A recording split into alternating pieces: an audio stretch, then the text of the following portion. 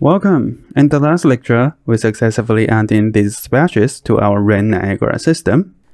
And that's the first part of our raindrops done. So we are generating a small amount of CPU particles, and they are generating collision events to help us to spawn splashes. The next part that we need to add in is our GPU particles. We'll need to spawn a large amount of them to fill up the empty spaces in our level.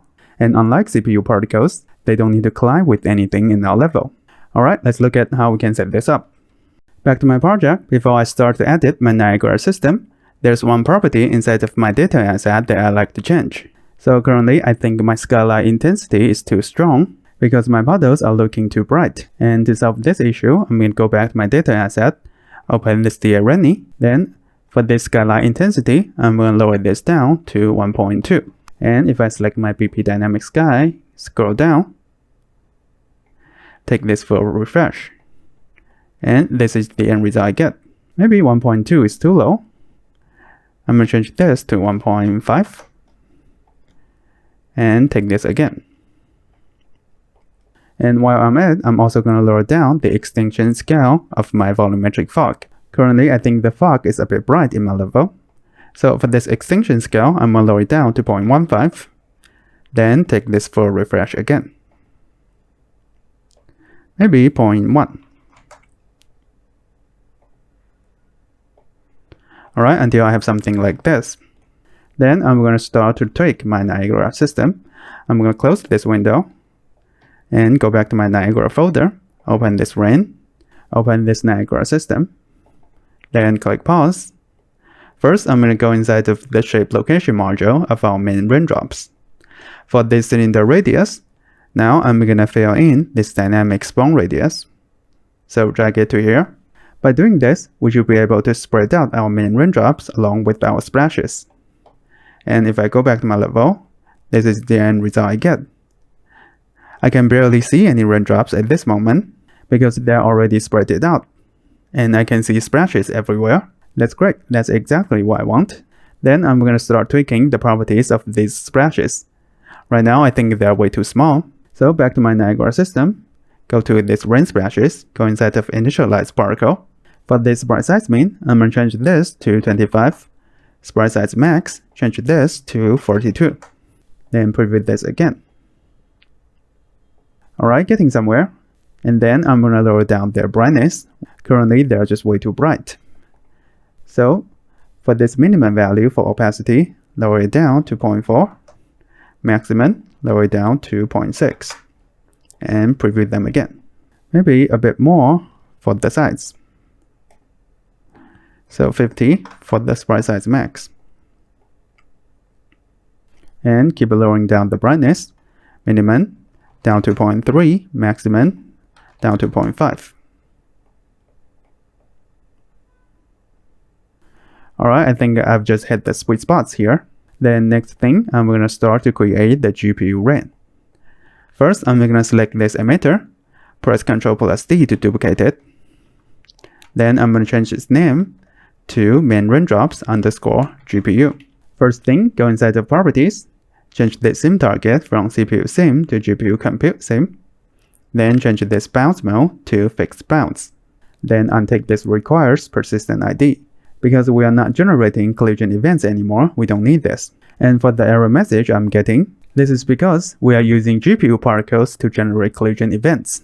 Right after I delete the module, you can see that warning message is gone. Then I'm going to disable the collision module and disable the QO particles module. By disabling the collision here, our GPU particles should go through our ground. But there won't be something we'll notice in our level, and we can always enable these two modules back if we need. Then I'm going to go inside of this spawn rate. Since we do need to spawn a lot of them, here's how I'm going to handle it. I'm going to click this drop down and fill in this multiply float. For the value inside of socket A, I'm going to use the same number as our CPU particles. So the spawn rate there is 2000. I'm going to fill in to socket A. And for the value inside of socket B, this will be our spawn rate multiplier. I'm going to change this to 10. So now we'll be spawning 20,000 GPU particles in our level. And if I try to preview them, this is the end result I get. I think this looks pretty cool.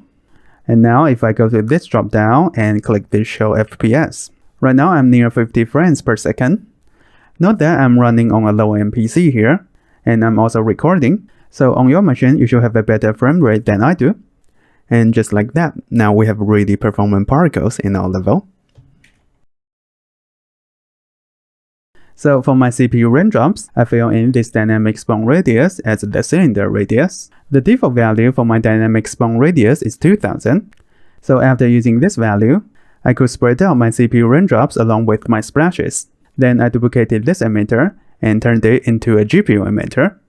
After that, I deleted the module generate collision events and disabled the module collision and kill particles because we don't need them anymore.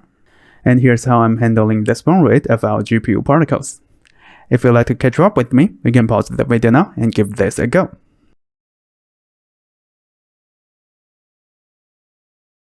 Welcome back, and the next issue that I want to solve is, if I click play, so my raindrops could collide with our character.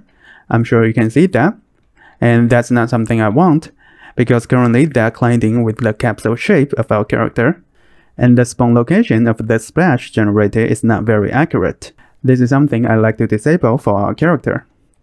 And to do that, we'll need to go back to our Niagara system and go inside of the collision module. So if I scroll down to this ray trace properties, for this CPU collision trace channel, currently it's tracing for this world dynamic. In order for our CPU raindrops to ignore our character, we'll first need to know which channel we should use. And to answer that question, we'll need to go back to the third person folder, go inside of blueprints, and double click to open this BP third person character.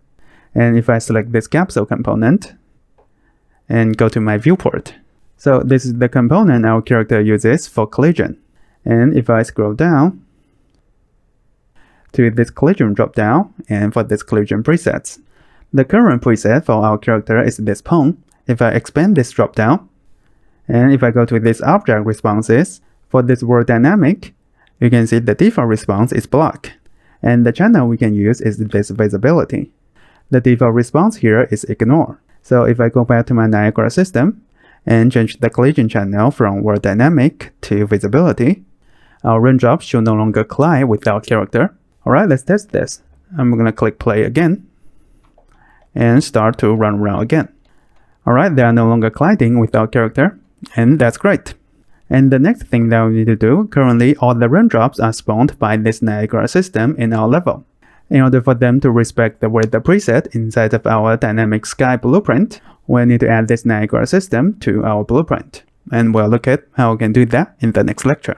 So this is the setting I've changed inside of my collision module. I changed the trace channel from world dynamic to this visibility, so that our raindrops can ignore our character. I will see you in the next lecture.